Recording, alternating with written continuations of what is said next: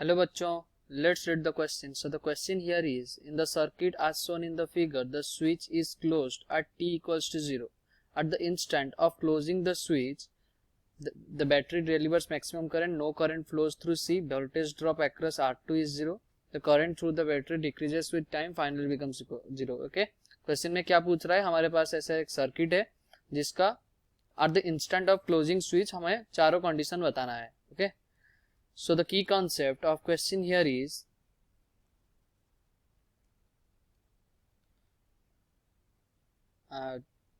we know that at steady state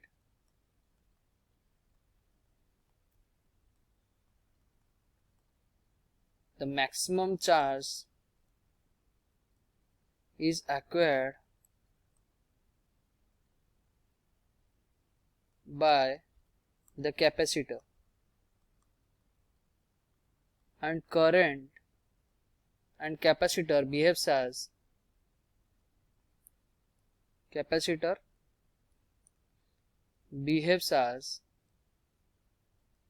an open circuit. तो maximum charge capacitor में आ जाएगा और कैपेसिटर कैसे बिहेव करेगा, ओपन सर्किट की तरह बिहेव करेगा जब फुल्ली स्टेडी स्टेट कंडीशन हो जाएगा. But at the instant of closing switch, capacitor behaves as conducting wire. कैसे बिहेव कर रहा है कैपेसिटर, एक वेयर की तरह बिहेव कर रहा है. ओके, इतना हमें क्वेश्चन पता होना चाहिए. सो क्वेश्चन में हमें क्या बोला गया है, हमारे पास ऐसा एक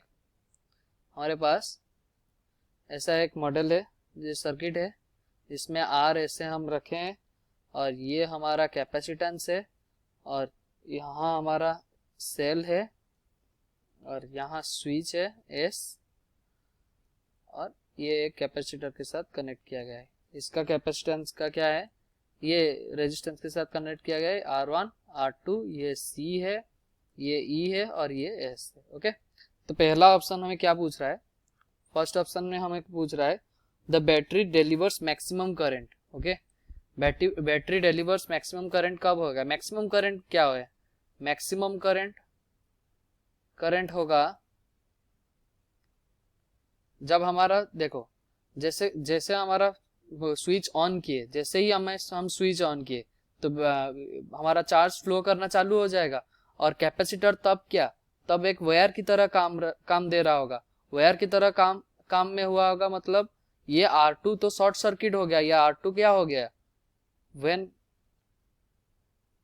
at the instant of closing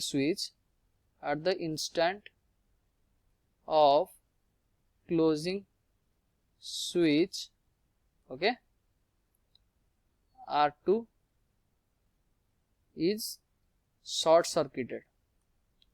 okay, R2 क्या हो गया, शॉर्ट सर्किट हो गया. तो शॉर्ट सर्किट हो गया मतलब उसका करंट का वैल्यू क्या हो जाएगा, E/R1. ये हमारा मैक्सिमम करंट होगा, मैक्सिमम करंट. ओके, तो क्वेश्चन बी में देख लिए, no current flows through C. B option बोल रहा है no current flows through C at the instant of closing switch. ये तो गलत है क्योंकि करंट तो फ्लो करेगा, current will flow at the instant of closing.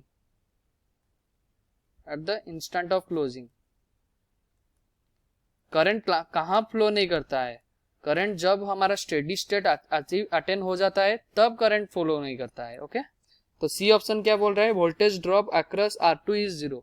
Voltage drop across R2 is 0. ये बिल्कुल सही है.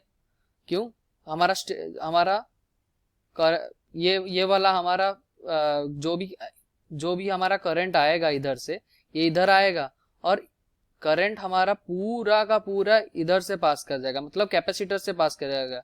क्यों, कैपेसिटर तो कनेक्टिंग वायर जैसे काम दे रहा है और हमारा करंट किस डायरेक्शन में बहता है, I current always flow where there is less resistance. Current always flow where there is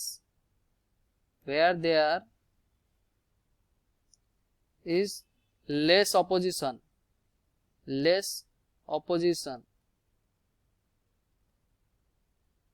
और लेस रेजिस्टेंस, जो रेजिस्ट ना करे, ओके, तो करंट उसमें फ्लो कर जाएगा। उसका मतलब इस वाले, ये तो शॉर्ट सर्किट हो गया, शॉर्ट सर्किट हो गया मतलब इसमें पोटेंशियल क्या हो जाएगा, इसमें करंट ही फ्लो नहीं फ्लो करेगा, तो पोटेंशियल क्या हो गया, जीरो हो गया। ये बिल्कुल सही स्टेटमेंट है। और ऑप्शन डी बोला है the current through the battery decreases with time and finally becomes zero. Okay, current पहले क्या होगा, पहले तो फर्स्ट इनिशियली क्या होगा, इनिशियली करंट हमारा E अपॉन R1 होगा, और फाइनली हमारा करंट क्या होगा, finally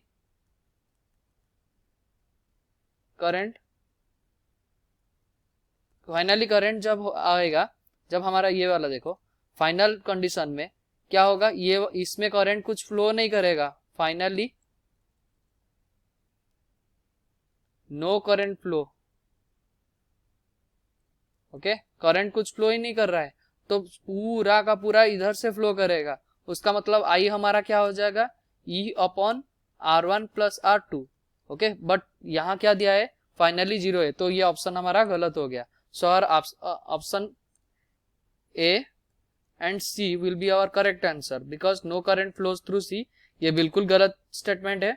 during closing of switch और current through the battery decreases and finally becomes zero. Finally becomes zero नहीं होता है finally. Okay, so our option A and C will be correct answer.